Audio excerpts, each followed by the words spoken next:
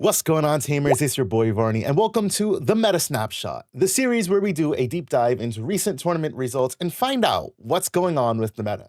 Today, we're going to be taking a look at Ascent Boston, which wrapped up this past weekend in Boston, Massachusetts, for those of you who may not be in the States. And while, yes, Fire and Rally Abyss was the story, might there be something more at play? Let's jump in and find out. So this event total had 269 players over the course of a 2-day event. This was day one Swiss, 9 rounds of Swiss, I believe it was, into day 2, another 4 rounds of Swiss. I don't recall how many points were required to make the top cut, but there were 8 players in a single elimination top cut bracket. And I mean, there's a lot of stories to be told just from this data alone. So we're going to do exactly what we did last video. We're going to take a look at it. You're going to see there was a very wide distribution of decks that entered the tournament. We saw a good bit of assassin decks. Obviously, we saw a lot of warrior decks because Lorraine. We saw some tamer decks because of Goja. And then we also saw, the Ciels. We saw part of this obviously is Vanitas, but I also believe, there was like a Tenoris somewhere around there. There might have been some other Guardians, Ranger, Mage, Warrior. Obviously, that's talking about Merlin, and then just Mage. It might have been like 1 or 2 Rise. We'll see that a little bit further down. But in terms of top cut, I mean, yeah, it's the one singular assassin, 5 whole clerics, which were Vanitas, the 1 tamer being Goja, and the 1 warrior being our Ascent winner, which was Lorraine.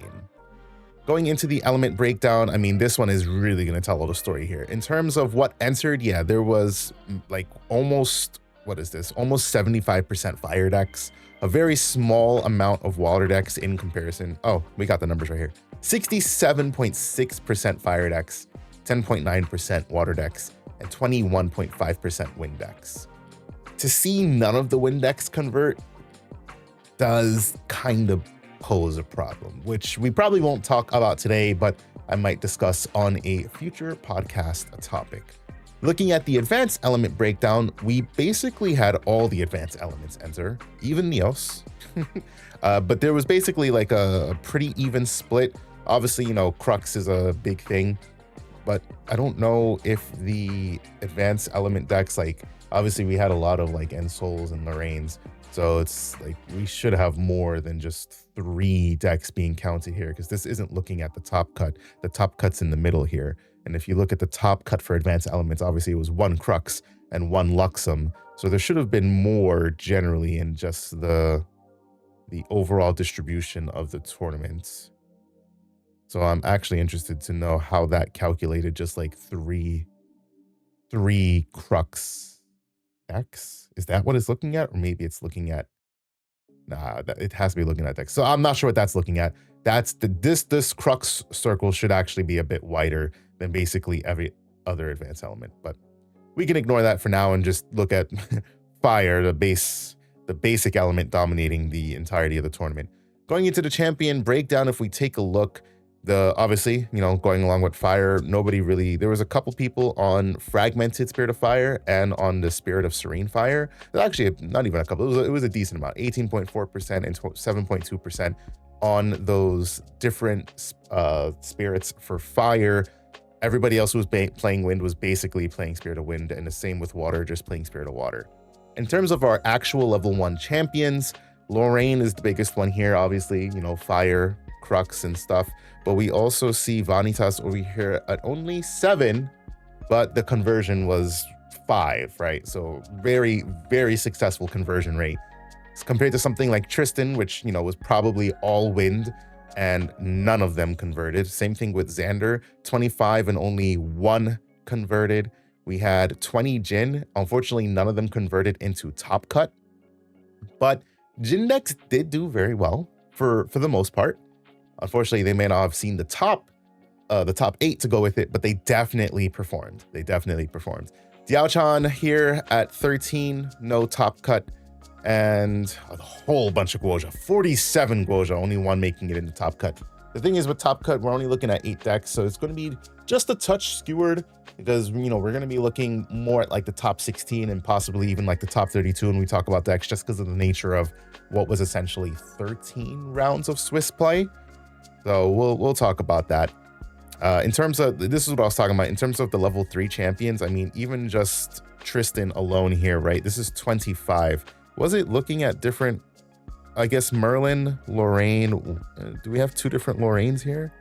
No, we only have 1 Lorraine, so it's not even like there's another Crux champion. So I'm not sure where this element breakdown is getting 3 from, because we only have 2 Crux champions, which is Merlin and Lorraine. Oh wait, that's where it is. I'm just not seeing it on the chart. There is Merlin, there's 3 Lorraine Spirit Ruler, and then there's the Crux Knight, which is not shown on this chart. So it is looking at the amount of champions in each element. Okay, understood. So in terms of the champions that people entered, yes, we saw a decently fair distribution. You know, obviously Terra and Neos, you know, I know there's some of the worst advanced elements, but people still said, screw it, we're playing it, which is cool to see. Maybe I'll see more on the donut chart here. Lorraine, where's the other Lorraine? I can't even find the other Lorraine. But basically, there was a lot of champions that entered.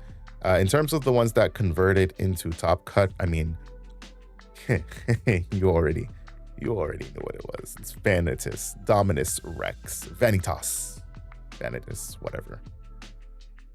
Here's Lorraine Crux, and then there was no Lorraine Spirit Ruler was somewhere around here. But you know, we did see a fair bit of level 3 decks, which is pretty cool to see. You know, I personally am a fan of level 3 decks. It's why I play Grand Archive. Is this necessarily the best way to go about it? I don't know. Like I said, topic for a different podcast. So what we're going to do, how we're going to start this out, is because this one, you know, if we look at the day 2 top cut, this is only looking at the top 8 list. We are just going to kind of browse from 1 all the way to 32, and we're going to pick out lists that we're going to take a look at. One of the biggest stories for this tournament was the horse deck, essentially. The horse deck with Vanitas. Basically, it was the taxation deck. And what we're going to do with that is, because there were 5 of those in top cut, and I believe it was all 5 people of the same team, generally means that they should have, I didn't take a look at the individual deck list prior to this, but I believe that they all should generally be on the same deck list. And we're going to just take a look at Pickle Swords, because when I was watching stream, they said Pickle Sword was the creator of the deck. He's the one who had his team members go and play it. And he was also the one in the finals who faced off against Bobby Tortilla playing Lorraine. So we will take a look at Pickle Sword's Vanitas deck list, and then we'll take a look at Bobby Tortilla's Lorraine deck list, but we won't take a look at the rest of these Vanitas deck lists. We're definitely going to take a look at Zander. We're going to look at Kentucky Fried Suzaku, of course. Probably didn't have much changes from the last tournament we had, which was the Quicksilver Cup, but definitely still worth taking a look at just to see if anything has changed. Zander, Luxem Zander, because, you know, it's Luxem. Aggro Lorraine. We've got Jin, 11th place. Jin, you know, that's nice to see. Another Aggro Lorraine here. We've got Umbra, Ciel. You know, we love our Ciel decks. We love the new champions doing something. Merlin. Shout out to Leo Blade, member of the Banish Zone where I go. It's pretty cool to see somebody so good at your locals. We got Water Allies Lorraine, which came in 19th, kind of like 1 win away from making it in the top cut. We also have Wind Hybrid Tristan. I don't know what Wind Hybrid. Oh, you know what that probably means? I believe if it's Wind Hybrid Tristan, they probably playing both the Shadow Dancer and Shadow Reaver champions. So I definitely want to take a look at that. We've got Dialchan, Water Dialchan, Water Fractals Dialchan. You have to talk about it in 2 different ways, because I forget there is Fire Dialchan, but there's also Fractals, which Dialchan for sure. Another Wind Hybrid Tristan, some more Jins, and Wind Allies. That'll be the 32nd place deck that we take a look at. So first off, let's start right at the top. We're going to take a look at Pickle Sword's Vanitas deck. So what I'll try to start doing, I want to talk about cost. I think cost is one of the biggest things to talk about in the game, especially if you're a newer player watching these videos, trying to get a feel for what the meta is like. You know, you see the price tag of like $600. You're like, oh my goodness, I got to pay $600 to win this tournament.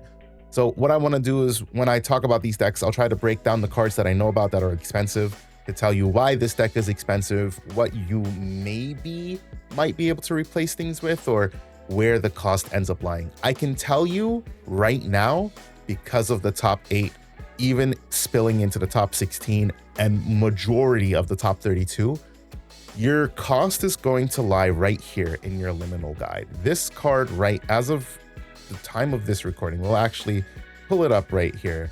He is at least a $50 card. Liminal guide, yeah. Liminal guide is currently sitting at $50. And, you know, if somebody buys 2 play sets, then it goes up to like 55 essentially. So this card is definitely fluctuating in price. This makes up for $200 of this deck's cost. Obviously, dungeon guides are another one. They're not as expensive as liminal guide, but dungeon guides make up about another $25. Yeah, these have risen in price just a touch. So these basically make up another $100. So now you've got $300 locked up in 8 cards. So that's a $375 deck. You got the Grand Crusader's Ring, which is about 60 bucks. You're now looking at a straight almost $300 deck. And then the rest of the cost is coming by way of, I know fluffy shopkeeps are maybe like $4 to $5. This price up here isn't factoring in like alt art cards, so you don't have to worry about that. Dream Fairies, I believe Dream Fairies might be like running 3. I think these are about $10 a pop. I'll pull them up right now for y'all. I'm trying not to keep this video too long, but I just want to make sure everybody has the information, no matter if you're watching this as a newer player or watching this as a more experienced player. Yeah, Dream Fairies are expensive. That's about $12 a pop. And then Beseech the Winds at 2, which is about $35 a pop from what I remember. So those are where the majority of your cost is lined up. And I mean, Beseech the Winds at 2, it is pretty good for this deck. So let's explain what this deck does, because you've heard me talk about cost long enough and you're wondering, well, what does the deck do? Basically, Vanitas is a wind champion. He's wind all the way up to level 3. He's not an advanced element champion. So what he gives you, however, is the ability, because he's wind, to play both fire and wind in your deck, which is pretty cool. You get basically an additional ability if you are playing full wind, but you don't have to be locked into playing wind. So you just go into Vanitas level 1. You don't care about getting that on enter in this deck. What your goal is, basically, is in your turn 1 hand, have Dungeon Guide so that you can go straight into Vanitas Convergent Ruin. Well, let me rephrase that. Most of your game plan, because this deck is meant to counter the Specter decks, because of the immense value that these decks get, this deck is meant to say, all right, cool, all that value you're generating, let's try to nullify some of it, make you pay some taxes. That's why it's called the tax deck, so to say. So you Dungeon Guide to level 2. You don't care about any of these effects I mean, you can care about this whenever you activate a spell card. Next attack without a weapon gets +1, because you can do something like, you know, where was it? Whether it's Ember Crypt Burn, or even just something like an Undying Dreams or a Creative Shock, just to get that +1, makes this swing for 2, or can make this swing for 4, which it definitely comes up from what I saw on stream. The cool thing about Vanitas level 3 is you may activate this card from your material deck. It costs 1 less to activate for every 3 damage your champion has dealt to other champions this turn. So generally, you're just gonna go pay 1, get into this, Dungeon Guide into this, and turbo right into Vanitas level 3. Because he says on champion hit, cards that opponent materializes cost 1 more to materialize until the beginning of your next turn. Which really screws over basically a lot of it's not just a lot of the Rao decks, it especially screws over the Lorraine decks, because they don't put a weapon on the field, they materialize a weapon onto the field. Which means when you go into Lorraine 1, if you get hit by this, you now have to pay not 1, but 2 to go into Lorraine 1.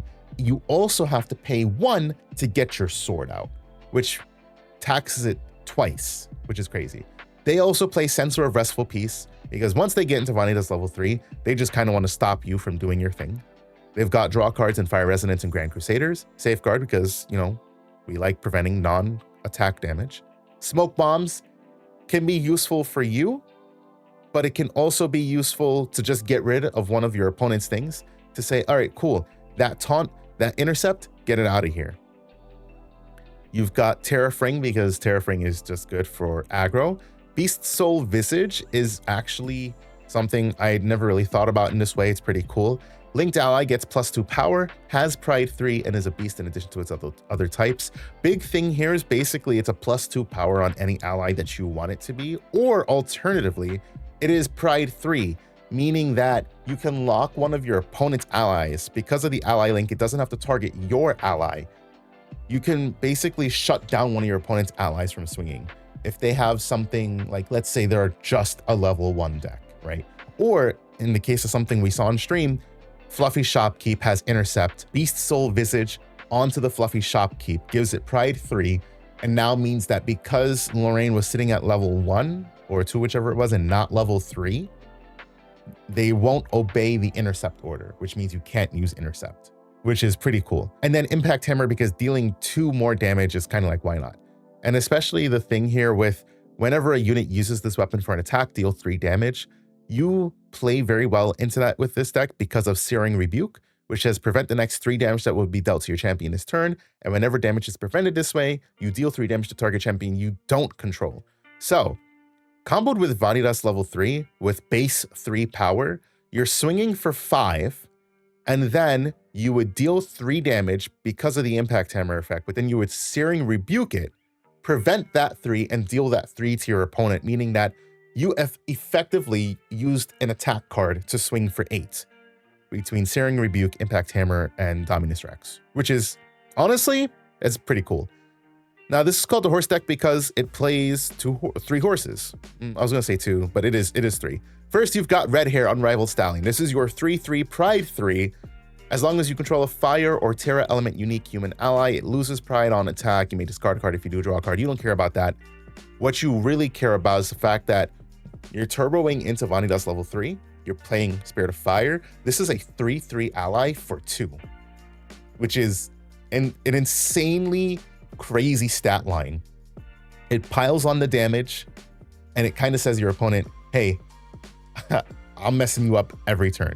You've also got Dilu, Auspicious Charger, which also has Pride 3. As long as you control a wind element unique human ally, it loses Pride and has Vigor. You don't care about that either. So you're playing Volda, you have a unique ally for Red Hair, but you don't really care. I mean, sure, the on-attack discard a card, draw a card can be nice, but the 3/3 stat line is why you like that. And the 3/4 stat line on Dilu is why you like that. You've also got the Brisk Windtrotter, just a simple 2-drop, but because again, turbo into Vanitas 3, on enter, put a buff counter on another target ally you control. On enter, level 2 plus ability, put a buff counter again. So this drops for 2 to drop 2 buff counters. You can either buff up the same ally twice, or you can spread the buff counters out.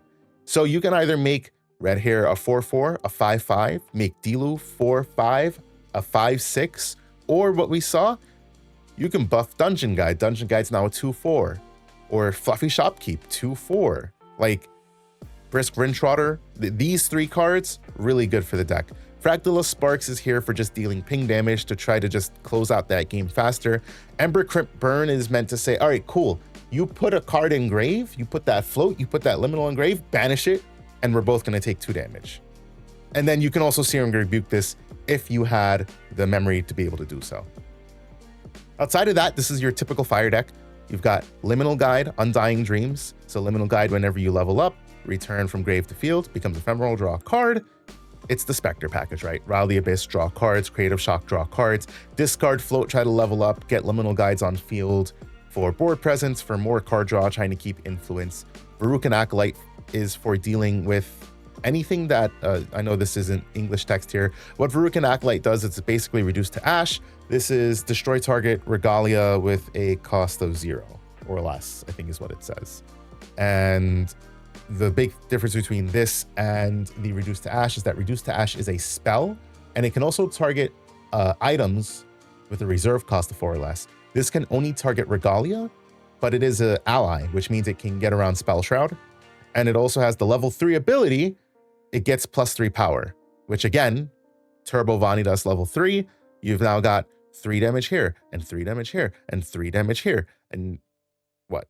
Over here, you've got just 1 damage, but on enter with Volda, until end of turn, damage dealt by fire element sources you control can't be prevented, which is stupidly crazy good, because unfortunately, like, we never saw this come up for Pickle Sword in the finals, but the Clarent ended up helping out Bobby Tortilla a lot because he was able to just prevent, he had the ability to prevent any instance of damage that he wanted to prevent.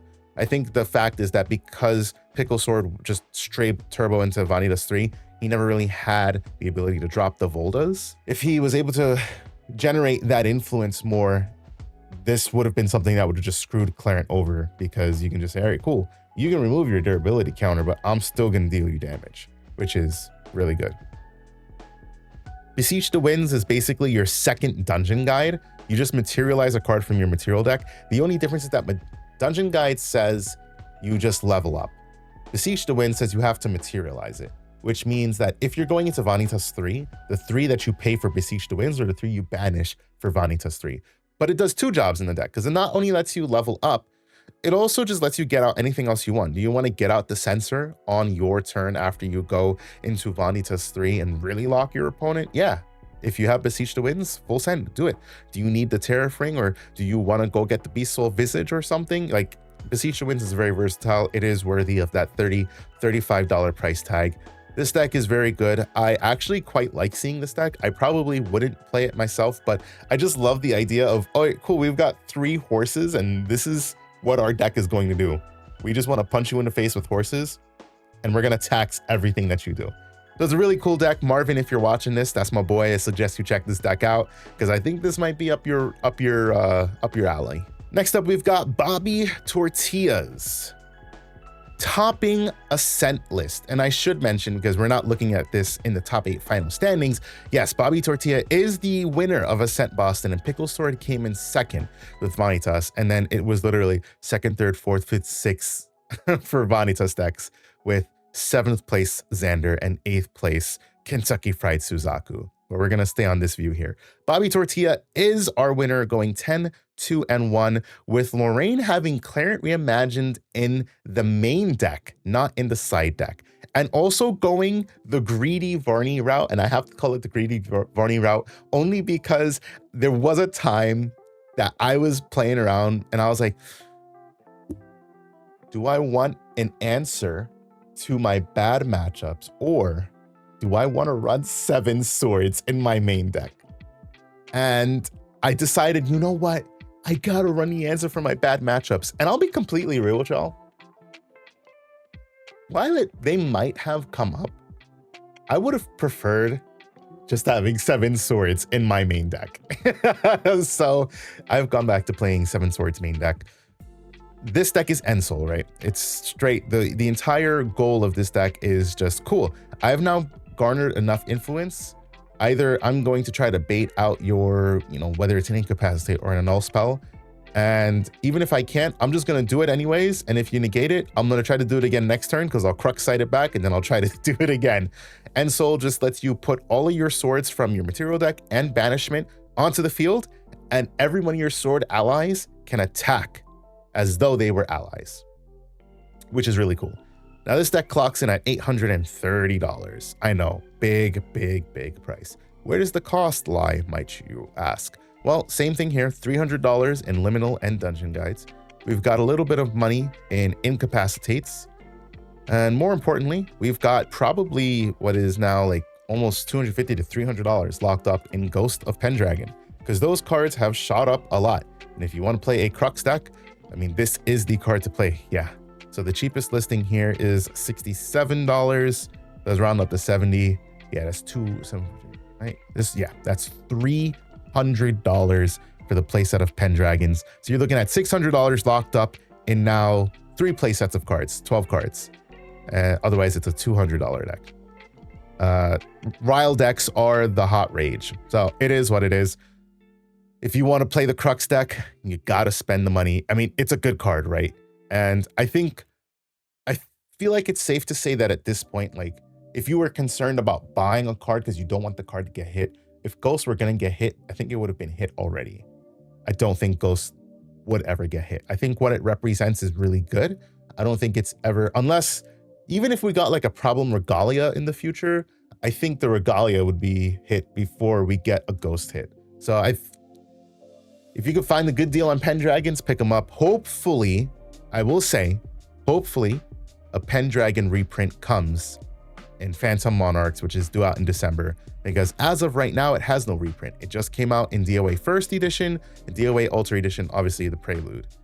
So maybe because we're getting a Merlin champion, and it is a Crux assassin champion, we might be getting a Ghost of Pendragon. But it is a warrior, so you never know. You never know. If you wanted to spend the money on it now because you like the idea of the deck and you want to play it, you just want to play it now, I encourage you to try to proxy, see if your locals are okay with it. But if you're going to be entering tournaments, you got a full send. Ensoul is literally just, I'm trying to do Ensoul, and if I'm not going to do Ensoul, like, that's fine. I've also got Rending Flames. Rending Flames is such a cracked card. This card is really good for fire decks, especially for this type of fire deck. It's good for like any fire deck where you're putting a lot of fire cards into the grave. What it reads is on attack class bonus, so you either have to be an assassin or a warrior.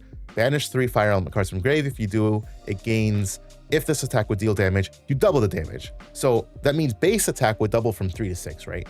But with Ensoul, with Crux Knight specifically, +1 power for each regalia weapon in your banishment. If you go Clarent, banish 2, Fluffy Shopkeep, banish 2 more, and then you have a Sword of Seeking, you have put 4 swords in your banishment.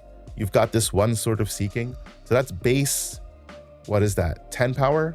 Did I calculate that right? No, sorry, base 8 power, 3, 1 from the sword, which is 4, and then 4 from Crux Knight's effect, that's 8. And then it says, hey, yeah, if you don't prevent this, you're taking 16. And the same concept as Tristan, where Tristan's like, cool, I'm gonna deal you maybe like 15-ish damage this turn.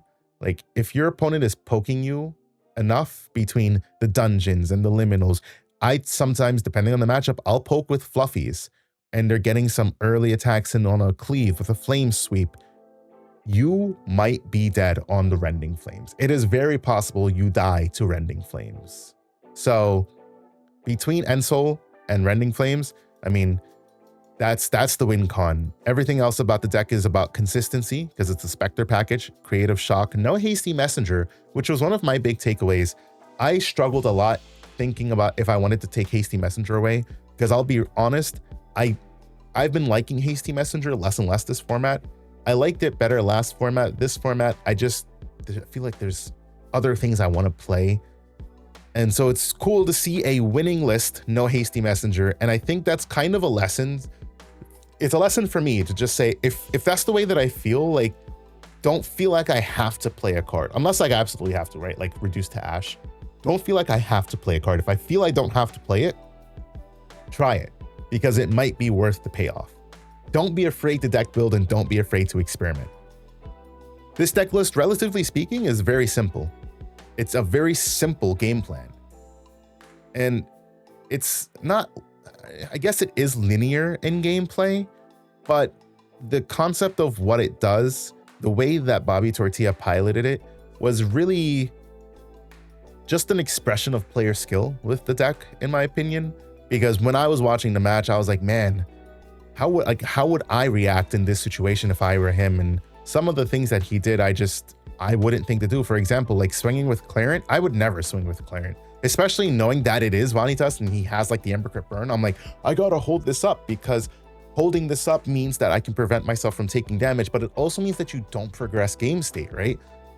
Him using the Clarent with Crux Knight, he was swinging for like 5 to 6 damage every turn, which is something I never thought about. So there is a lot to be learned from A, other players, and B, watching gameplay. So honestly, just fantastic job, Bobby Tortilla. You have inspired me, a fellow Lorraine player, to experiment and do things with the deck. I mean, yes, obviously it's the Rile package, but outside of just the Rile package, you know, how many people played the Rile package and made it in to the top 8? You know, that's the big thing there. So super cool there. That is Lorraine, or specifically Ensoul. Next up, we are going to take a look at Luxem. So I don't believe we covered, actually, no, we did cover Luxem in the last video. This was by Robotron. So Luxem basically is a control deck. Beginning a recollection, reveal all cards in memory for each Luxem card. Opponent puts a card from hand into memory. And when you reveal cards, you do the thing. The thing means recover or draw cards or deal damage. So this deck is pretty much unchanged. The big thing that it's doing is it's running Rally Abyss, Undying Dreams, Liminal Guide, and Evercurrent Raider. That's the reoccurring trend because the package is busted. It's a 15 to 16 card package that just lets you draw more cards while the Liminal Guide generates you a hell of a lot of value, being able to come onto the field as an ally, be a 1/3, draw a card, and you can also Undying Dreams it, make it in that turn a 3/5, and then go down to being a 2/4. It's really good. One common thing you'll probably see in a lot of these decks is Resolute Stand. Either you are playing Resolute Stand or you're the deck that's dealing a lot of damage. Even though Lorraine can deal a lot of damage, there are times where you need to prevent the damage that you're taking. You'll notice that Vanitas probably, I don't recall seeing any Resolute Stands in that deck, but Lorraine and Luxem are playing Resolute Stands. This is definitely more important in Luxem, where they're trying to survive until they get into Zander 3 so that they can start doing things. One big thing about what Zander's ability does, forcing your opponent to put cards from hand into memory, means you can shut down the interaction on your turn to do whatever it is that you please. Sometimes your opponent holding up 3 cards in hand means I need to play around something, and depending on what the deck is, it's something that you have to play around. Even if it's 1 card in hand, 1 card could be Resolute, and that could shut down your entire turn, as Ensoul, for example.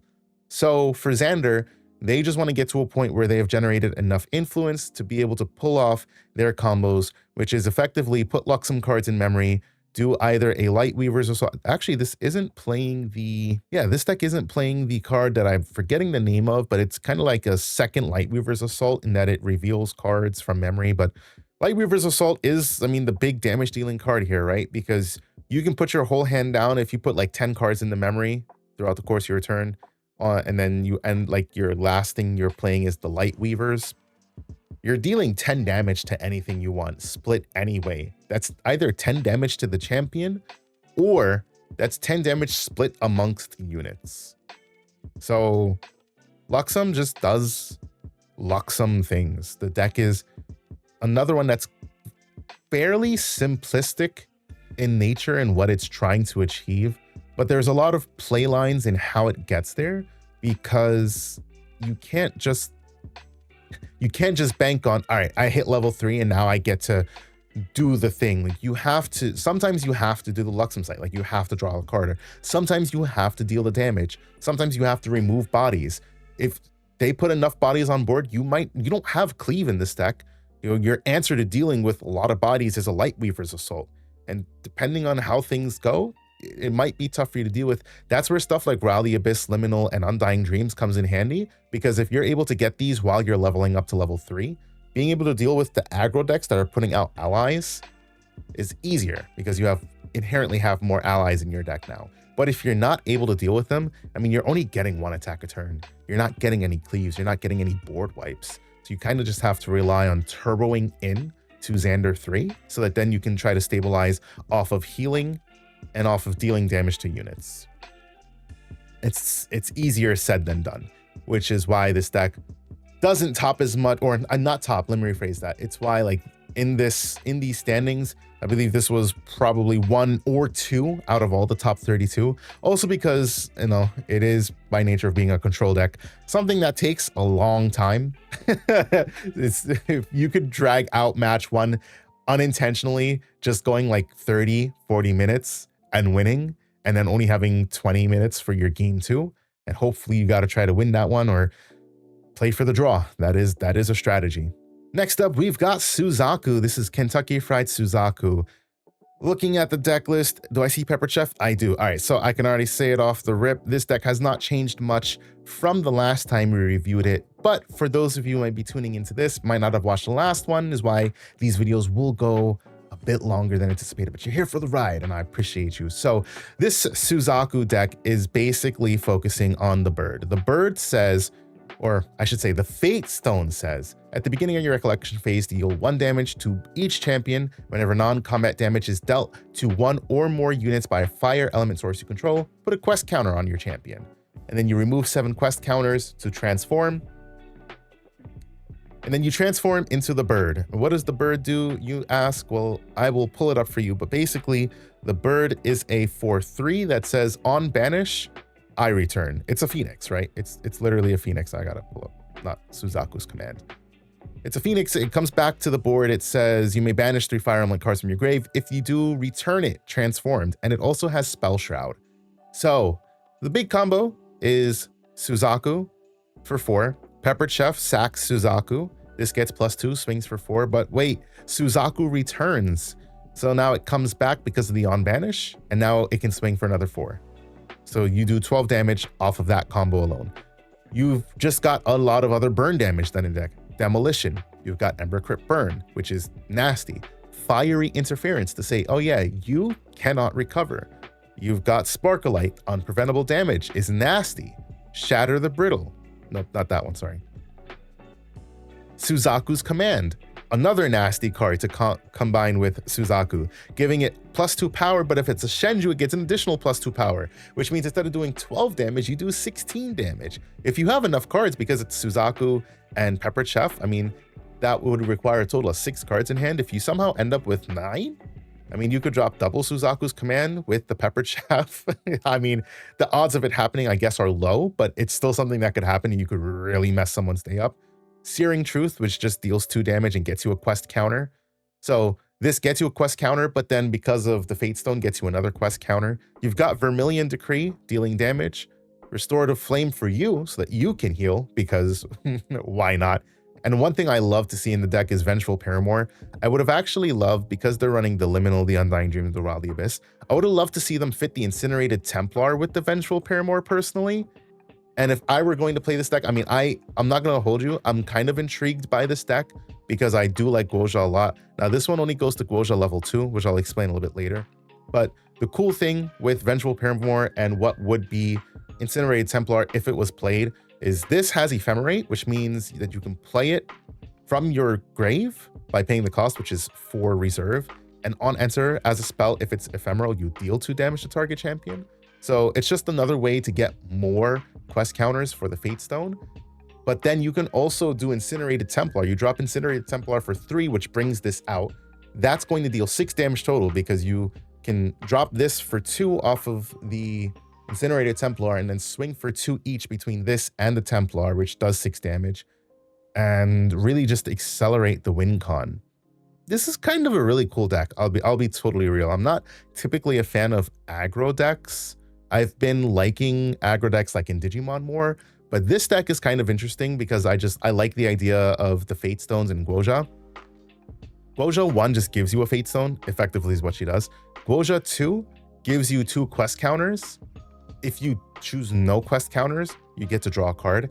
This deck doesn't play the level 3 Guozha, but I know there are decks that were playing the level 3 Guozha, and this one has the lineage release that you would negate a target activation or a trigger that targets a Fate Stone or Fate-bound object you control, which does affect this Suzaku because it is a Tamer Beast Shenju Fate-bound Phoenix. Outside of that, we've got pretty much some of the other staples we've seen in the deck. You see Sword of Seeking here, just because you can Blazing Throw it. You can swing 1 with Guozha, or maybe a little bit more, because there are attack cards like the Heated Vengeance. As long as your champion is taking damage this turn, Heated Vengeance gets +3 power. So off the Fate Stone, cool. I took a damage. This now gets 5 total power on the swing. And then on attack, you can have it deal more damage so that you can accelerate the Fate Stone. And then after you do the Heated Vengeance, you Blazing Throw your Sword of Seeking. So you destroy your Sword of Seeking and deal 4 damage. It's such a nasty way to deal with the game. And the more that I talk about it, the more I kind of like it. I might actually buy the cards for this and try to play it. I am somewhat intrigued by this. I'm not going to hold y'all. So Suzaku, really cool, really fun deck. So we already looked at a Zander list, but we're going to take a look at another one. The reason we're going to take a look at this is because it does play some cards slightly different from the other Zander list we looked at. One of which being Sadie. Sadie is just a good generic assassin card.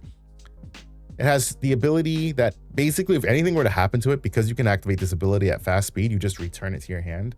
And by doing that, you put a prep counter on your champion. It comes in as a 2/2. So it makes it an easy removal target, but it also makes it like, all right, cool. I know you're going to try to remove this, so I'm just going to make sure I keep enough cards in my hand to bounce it back to my hand. And because of her class bonus effect, that you gain agility 3 on kill, you can play her for 3, kill something off, pull 3 cards back to hand and say to your opponent, cool, I dare you to try to remove her. because then I'm just going to activate her ability. And unless you have something to counter that, I'm getting her back to my hand, which is nasty. Another thing that this deck plays, which is what I was talking about, is the Striking Illuminates here. Whenever you reveal a Luxem element card from your memory, it gets +1 power. So if you reveal, that stacks. So if you reveal 4 Luxem cards, it gets +1, +1, +1, +1, so a total of +8. It effectively is a second Lightweaver's Assault. But this one is done as an attack instead of done as a skill. So this would just come in with Zander swinging for 8 compared to just dealing damage off of Lightweavers. Personally, I like Striking Illuminance. Props to people who top without it. I don't play the deck, I wouldn't know. But if I did play the deck, I would definitely play Striking Illuminance. That's just the way that I feel. Another card that Zander is playing, a lot of people play Regal Inquisitions for Zander, but this deck is playing Regal Inquisition main deck. And I mean, why not, right? Regal Inquisition is cracked. Look at your, when I saw this card come out, I was like, man, that is cracked. And you know, a lot of people are feeling the same way. Look at target opponent's hand or memory, or sorry, hand and memory. Discard any amount of cards from among them. For each card discarded this way, that opponent reveals the top card of their deck and puts it into their hand. You get hand knowledge, and you also get to discard problematic pieces. It's really, really good, especially for a 2-cost. For a deck that essentially only plays the game at level 3, because you're not playing, let's be real, you're not playing the game at level 1 and 2. At level 1 and 2, you're trying to make it to level 3. So once you get to level 3, you get access to Regal Inquisition because it's exalted, and boom, you're just off to the races. That's why I like Sadie as well, because it feel like it kind of makes the game plan easier when you're at level 1 and 2. But those are the big changes. $700 deck. I know I didn't talk about the cost for some of the decks, but the costs have generally started to align the same. You guys will begin to see the same cards in every deck, so you can get an idea where the core costing cards are lying. I can tell you Regal Inquisitions are 15 a pop, so that's $30. Lightweavers might be a few bucks. Well, actually, we can double check Lightweavers what right now. Lightweaver, oh, they're more than a couple bucks. So a place at a Lightweaver is going to run you about 55 to 60 bucks on average. So you've got basically 90 bucks in 2 cards. Excalibur, I don't think Excalibur is too expensive right now. And then Sadies. Sadies are also expensive, unfortunately. Those are like 30 bucks. So if you're looking to play like this style, oh yeah, they're definitely getting up there. If you're looking to play this style of deck, yes, you're definitely going to spend a little bit of money. Moving on to Chem Collapse's Fire Aggro Lorraine. So this is not Fire Aggro Lorraine. Wait, let me double check. Hold on. Chem Collapse, Fire Specter Aggro Lorraine. This is not Fire Aggro Lorraine. This is this is Ensoul. All right. So yeah, I don't know what has this categorized as Fire Aggro, but it is most certainly Ensoul. And some big things we can take away. Another deck, Lorraine deck running Clarent mainboard. I love to see it. I personally really love Clarent. It's one of my favorite parts about playing Lorraine. I never want to take it out. The only thing is that it's a 2-cost sword. Ensoul only puts out 1-cost swords. So you're only going to get out 1, 2, 3. If you break it, 4, 5, and 6. That's why I want to be greedy and just run 7 swords main deck. No GCR in this list that's running Looking Glass. Reason we're running Looking Glass here is because A, you get access to Inert Sword, which is a native 2/2 sword. You also get the Sword of Shadows, which is effectively a 2/2 sword. But if your opponent controls an ally with stealth, it loses a power, fine, whatever. But you also have the Cheshire Cat, and I love Cheshire Cat. It has the activated abilities of all distortion regalia you control. There's no distortions inside, so you don't care about that. The main thing here is that it gets plus X power, where X is total base power amongst distortion weapons you control. So with a base power of 1, when you materialize Inert Sword, it's going to be a 3/3. If you decide to get out Sword of Shadows, it becomes a 4/3. Both are equivalently nasty stat lines to deal with.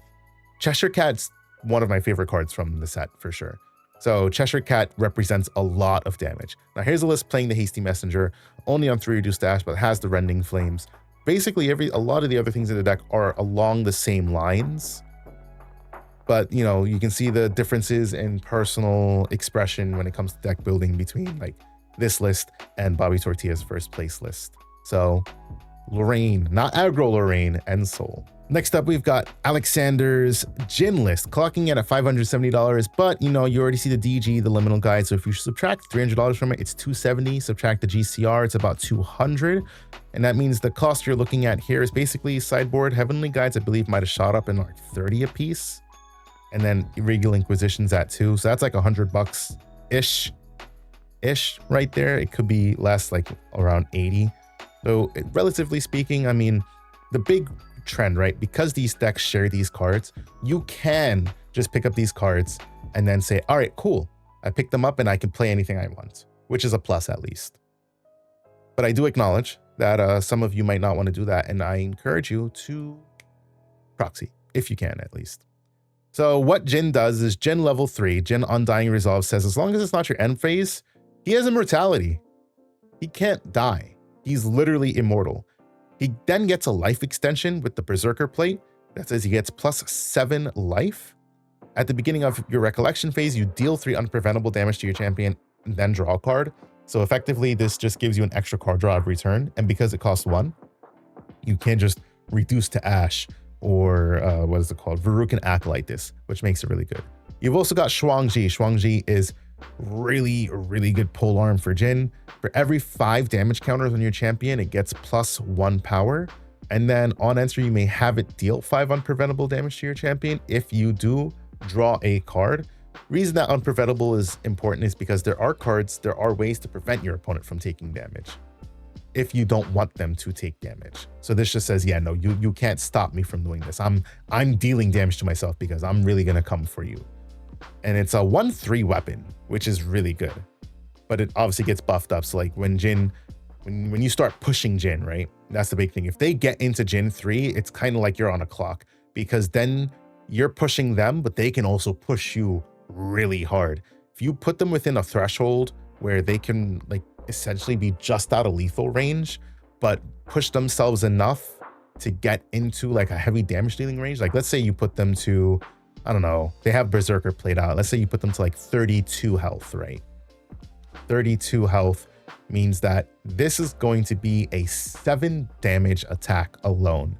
When you combine that with the likes of Enrage that says deal 4 unpreventable, then their next attack gets +2 power for every 4 damage counters on them. So when I say 32, you put them up to 36, gives them an equal 9 damage on their next attack. So that 9 plus the 7 from Shuangji, that's 16 damage coming at you. But you can stack the Enrage. You can activate that twice, or you can go Proof of Life. The next time your champion would take damage, they take double that damage instead. So if you do Proof of Life into Enrage, instead of taking 4, you take 8, and then you buff up for another 1.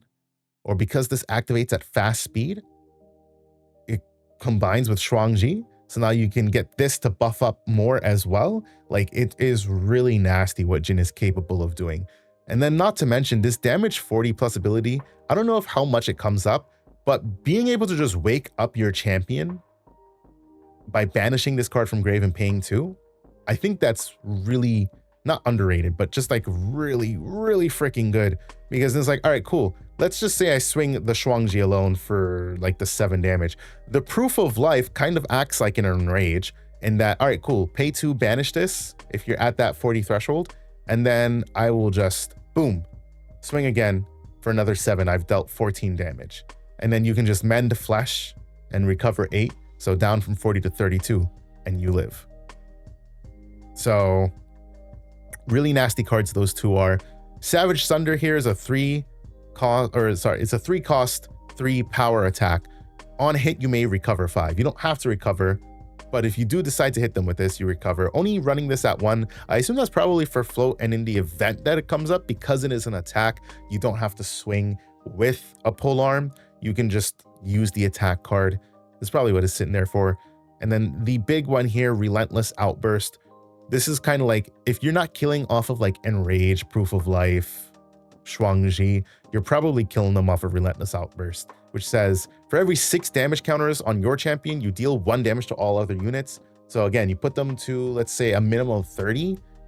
they're dealing 5 damage to every other unit. The cool thing about Relentless Outburst is that first part of the ability here that says until the end of turn, if target champion would take damage this turn, they take that much damage +1 instead. You can choose your opponent's champion, and if you just needed that one more, boom, you've got that one more. But you can also apply it to yourself, because you can do that so that then you can enrage. So you would deal, let's say maybe like you only deal like 3 or 4, but then you do an enrage. So instead of taking 4, you take 5. And sometimes because of the different abilities, that can either push you into a different threshold for the enrage or for the Shuangji, which can be really useful. Now, some cards that I saw Jin utilize, it was really fun to see this deck play out on stream, was Sovereign Sanctuary. It's the new Exalted card from DTR that says, if a unit you control would be dealt damage, you prevent 2 of that damage. This is a Fantasia, by the way. And then at the beginning of your recollection phase, you sacrifice Sovereign Sanctuary and you draw a card into your memory. So effectively, it's kind of like a mini Resolute stand. And it just says, all right, cool. I'm going to prevent myself from, or not even just myself, I'm going to prevent my entire board. Mind you, there are, of course, liminal guides and there's dungeon guides. I'm going to protect the board from taking damage for 2 damage. And I'm also going to get a card draw on my next turn, which is really, just really, really good for Jin. Now, this Jin list also plays just 1 Rending Flame in main, probably more inside. Yeah, another 1 inside. I mean, Rending Flame is just good, right? The same concept applies. If you're dealing 7 damage base with this polearm, that means your Rending Flames is going to deal 14 if it connects. So it is still a nasty card to play if you're playing a fire-based deck. Outside of that, the rest of these cards remain the same. This is kind of like fire staples that you're seeing for the most part. Outside of maybe like the Fast Cure. Fast Cure is basically if you have less influence than your opponent, you recover 4. And then Resolute Stands and in caps. This deck doesn't run Exia sites, however. So you're just trying to pay 4 for an Exia site, or for an Exia site. You're just trying to pay 4 for an in cap if something comes up that you want to negate. This is another Fire Aggro Lorraine. I'm suspecting this is, oh no, this is actually Fire Aggro Lorraine. Yes, all right, cool. So this is an actual Fire Aggro Lorraine. So what you will see in Fire Aggro Lorraine is the absence, obviously, of the level 3. And more importantly, you won't see as many swords. This deck still plays Clarent, because Clarent is still a good sword to play. This deck in particular is running Sword Saint's Vow. We'll talk about that in a bit when we get to some other cards.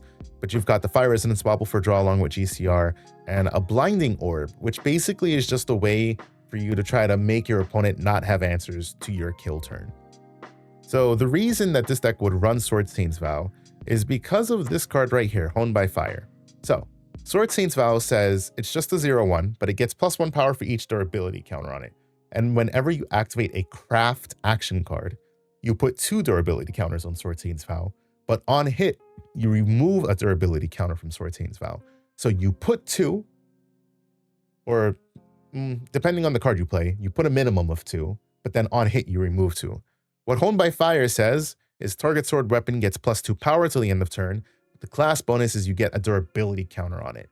So, mind you, craft card. So basically, 1 Honed by Fire on a Sword Saint's Vow means that this card is coming in for 6 damage, because you get 3 total durability counters, which means it gets 3 base power.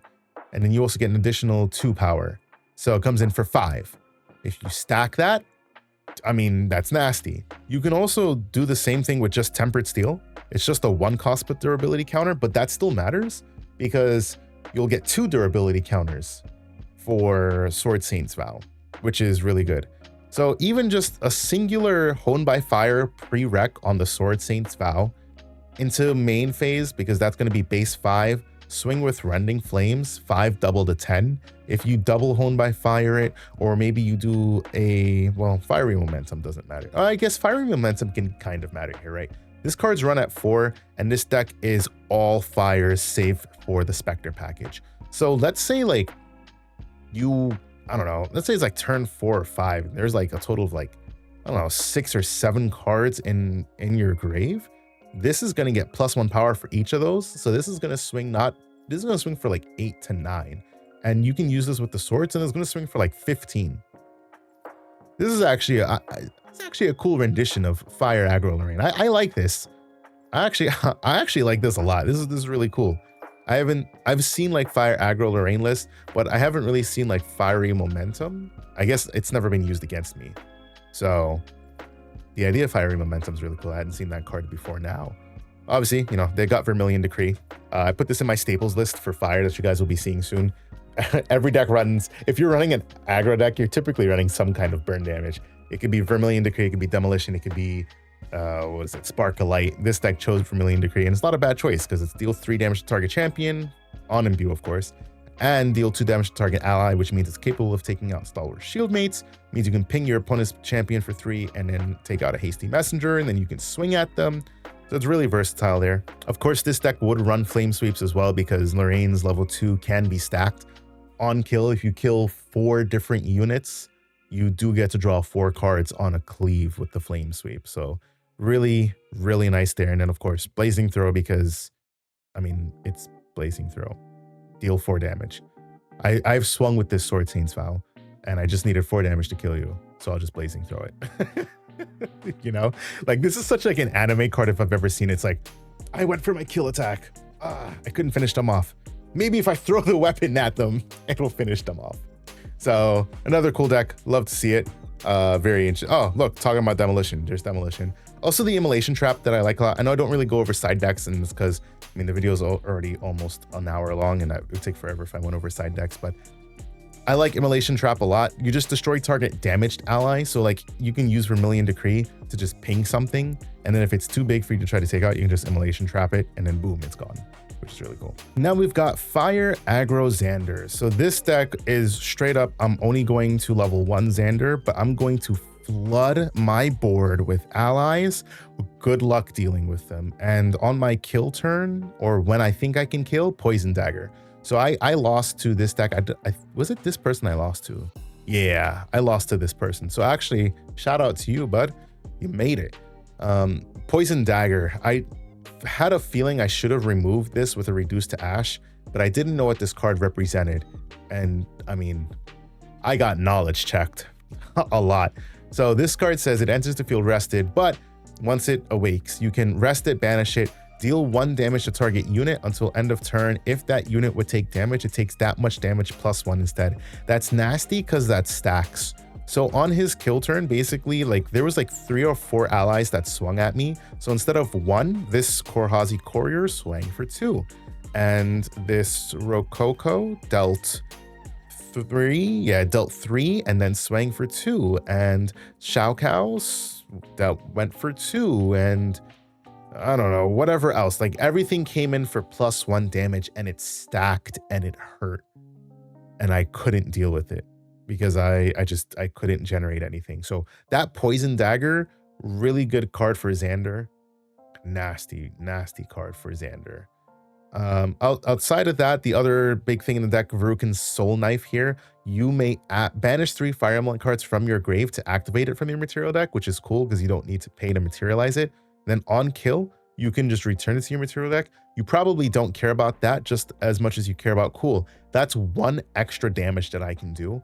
Whether you're doing something like Blazing Throw, right? You can banish 3, get the Soul Knife out, and then Blazing Throw it for 4. Or you can use your Rending Flames. So yeah, I mean, this is Fire Aggro Zander. Now this is a much more ally heavy deck compared to the other decks that we've been seeing. And the only way that this is really doing damage otherwise is really just, I'm going to throw my weapon at you.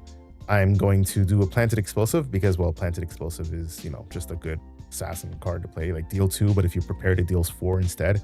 And then you've just got Vermilion Decree, which is what, I mean, everybody plays. Oh, can't forget Intensified Pyre. Nasty card. It has Kindle 3, so you can banish Fire Element cards to pay for it. It deals 2, but if your opponent has 8 or more cards in their grave, it deals 6 instead, which is like, god damn. So yeah, this deck is very heavy hitting. It can be very fast and out of the gates. And mind you, what I should probably highlight here, now this is going to be a little bit inflated, but you could, if you really wanted to, play this deck without Rile the Abyss, because he is not playing this deck with any Rile the Abyss, but he is playing the Liminal Guide. Now he's only going into Zander 1, right? So that's why you're not playing the Rile. I mean, you could benefit from playing it, but you don't have anything that you're paying memory for. Everything here is a 0 cost to materialize, right? So you don't care about floating To an extent, you don't even care about liminal. It's just like, all right, cool, I'll drop the liminal. I guess if it dies, if you deal with it, I guess I can level up. But like realistically, like, what other reason is there to play it? So let's subtract that cost. That was maybe like 7, 4, 6, 12, 8. Let's say you subtract like 180 bucks. Goes down to being like close to a $500 deck.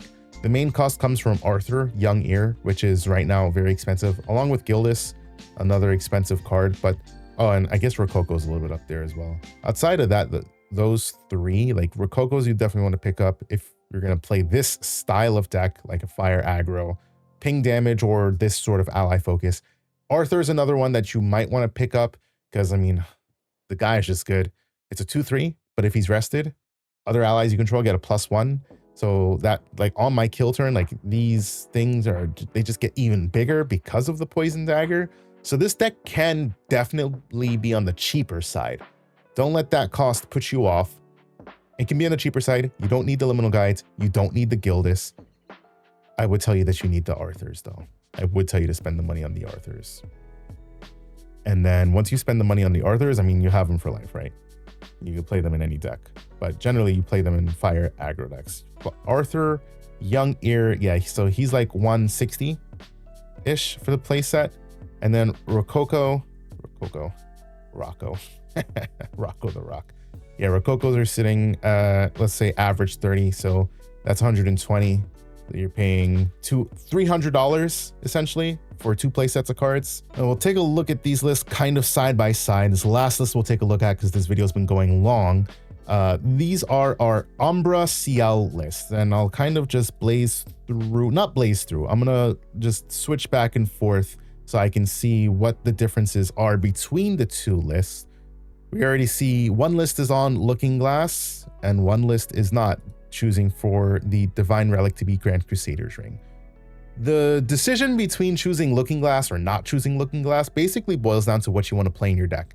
If you're playing distortions like this person is, you would play something like Consumption Ring, which is a really good card. So the big thing about Looking Glass is that if it's in your starting material deck, you start with it on the field, you ignore the elemental requirements of distortion cards you play. So Consumption Ring here is an Astra card. Normally you need to be an Astra element or have it enabled to play it, but because it's a distortion, you ignore that. And it says, until the end of turn, non-ally cards your opponent activate cost 4 more reserve to activate. So it's basically Terrafring for not attacks, but for playing cards. And I thought I was going to see the Cheshire Cat, but no Cheshire Cats. That's big sad. I would have loved to see the Cheshire Cat to be able to activate that more than once. But still, playing Looking Glass for Consumption Ring, it's still a good thing to do.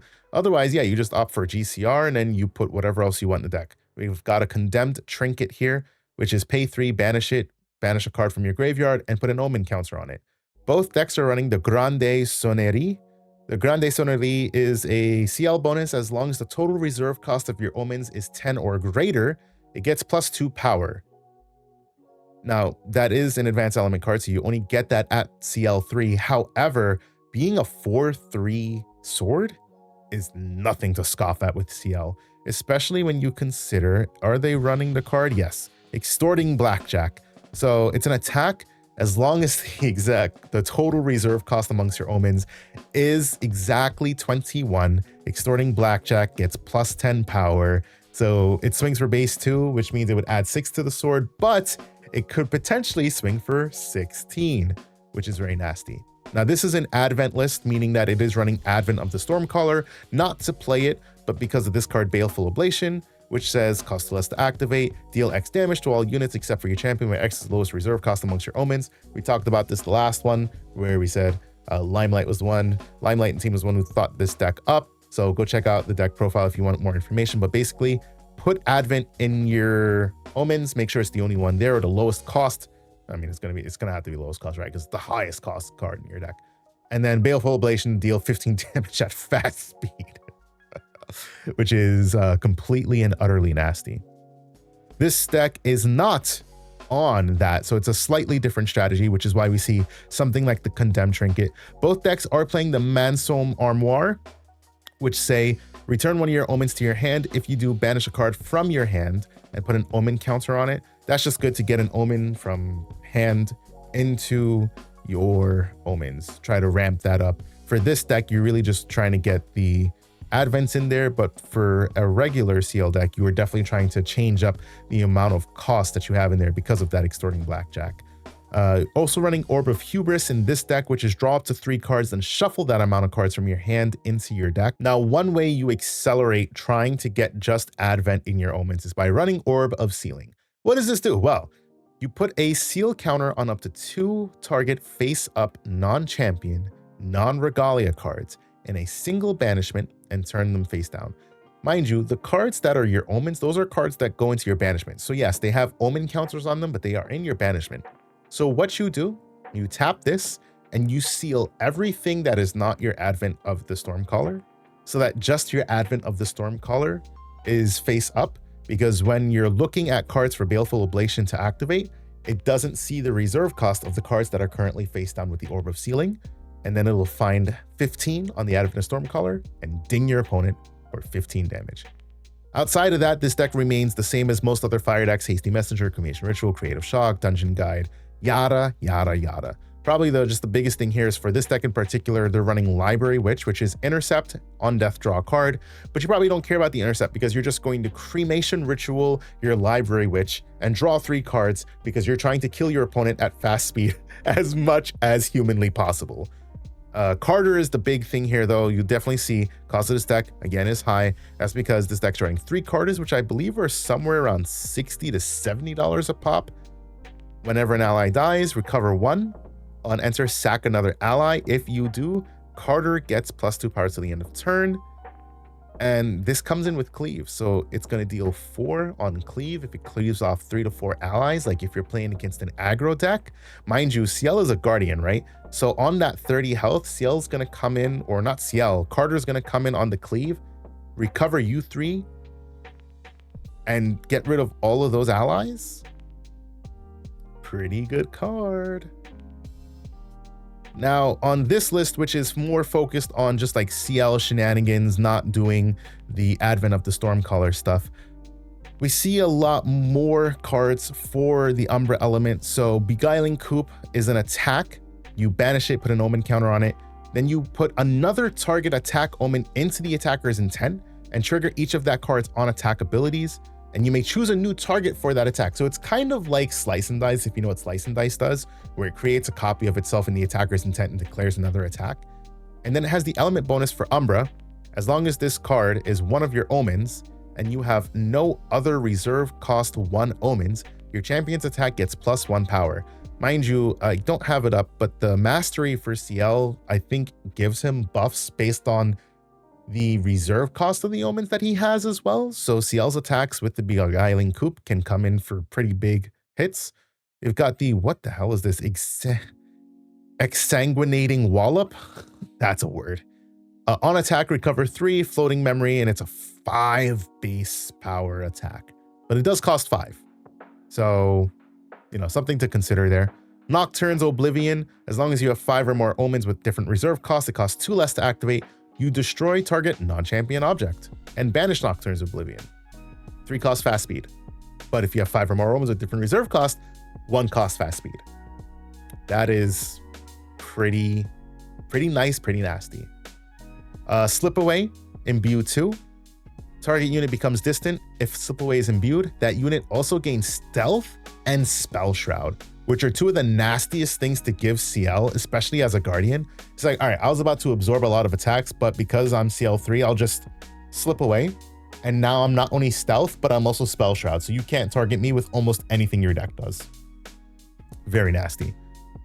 I love to see that this deck is playing both of these cards. So 3 Vortex, is that the correct pronunciation? This is a Fantasia, unique Fantasia, so you can only have 1 of it on the field at a time. As long as you have 3 or more omens with different reserve cost, it costs 3 less to activate, so it costs 3. And then your omens have, whenever an opponent activates a card with the same reserve cost as this omen, recover 1 and deal 1 damage to their champion. So let's see what we have, right? We have 2, 1, 5, 3, nothing that, oh, we do have 1 that costs 4. Lamentations, Toll, Unbroken Mustang, and 6 for Heavy Swing, and Ensoul comes to mind. So yeah, yeah, I like the idea of that card. The big thing, obviously, the payoff is you want to be able to get different omens with different reserve costs. So this only costs 3, because for 6, that's just like eh. But for 3, it is better. I think, personally, I think it should have had something like reservable, but maybe that would have been busted. Who am I? What do I know? And then they are playing the Spirel Schwartz Queen. So this card is nasty for many reasons. So Spirel's ability says, pay 2, rest her, and reveal a card banished by her with reserve cost X. That reserve cost is going to be the reserve cost of the card that you banished from her on enter here. You negate each activation of cards with reserve cost X. So it requires some kind of like knowledge on the meta and some foreshadowing or some foresight on your part, because what this is going to want you to do, depending on what you're trying to play against or what you're trying to negate, is put one of your many reserve costs, because you've got them all from 1 to 6, put one of them under, or in banishment, I should say, from Spirel's ability, so that you can then negate that activation later, and then put each card negated this way and each card banished by Spirel into their owner's memories, and then trigger her on enter again to deal 3 damage, and then tuck another card into banishment to do it all over again. As a 0/4 ally, she's really tough to deal with, because, I mean, 4 health is a lot to get through, and she's only a 2 cost. Now, she's a unique ally, but it's kind of like, once she hits the board, like, yeah, good luck, buddy. Like, you might just be getting Omni negated. So really cool. I love to see that card in this deck. This makes me really excited to play Ciel. I love the idea of Ciel. And of course, it's playing the Specter engine, because, well, I would have not played a Specter engine, but it's just cool to see like non-Advent Ciel make it to the top. I like Advent Ciel, don't get me wrong, but I like seeing different iterations of the deck make it, showing that there isn't just one way to play any given deck. All right, so I've talked long enough. We are well over an hour, and if you guys are still hanging around, I appreciate you for watching this video all the way to the end. If you guys want to see me break down the rest of the decks from 17 to 32, let me know down in the comments below, and I'll make a separate video for that. I figured today we might only cover the top 16, because there kind of is a lot to talk about with just the various decks in the top 16. And there are more decks that we can talk about from the top 32, like Merlin, like Water Allies, like the Wind Hybrid Tristan. So if you guys like this video, please do. Most importantly, drop a like and also drop a comment, letting me know if you want to see these. Helps with the algorithm, helps us engage and show YouTube that we want more of this, and also subscribe, hitting the notification bell so that you guys know when future videos come out. Thank you guys for watching, and until I'll talk to you guys next time. Peace out.